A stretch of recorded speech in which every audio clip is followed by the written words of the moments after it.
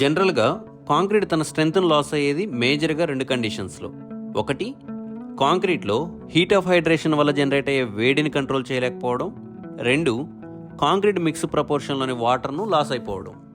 మన ఇంటి నిర్మాణంలో కొన్ని పనులను ప్రాముఖ్యమైనవిగా అస్సలు గుర్తించం, కానీ అలాంటి పనులే ఇంజనీరింగ్ పాయింట్ ఆఫ్ వ్యూలో చాలా బెనిఫిట్స్ని తీసుకొస్తాయి.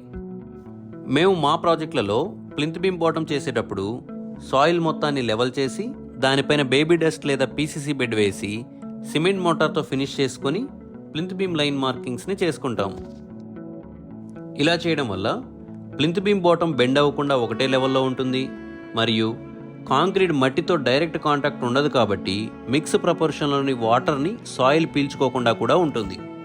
సో మేము చెప్పిన పద్ధతిలో ప్లింత్ బీమ్ వర్క్ కంప్లీట్ చేసినట్లయితే మిక్స్ ప్రపోర్షన్లోని వాటర్ని లాస్ అవ్వకుండా చేయవచ్చు. హీట్ ఆఫ్ హైడ్రేషన్లో జనరేట్ అయ్యే హీట్ని ప్రాపర్ క్యూరింగ్ ద్వారా కంట్రోల్ చేయవచ్చు.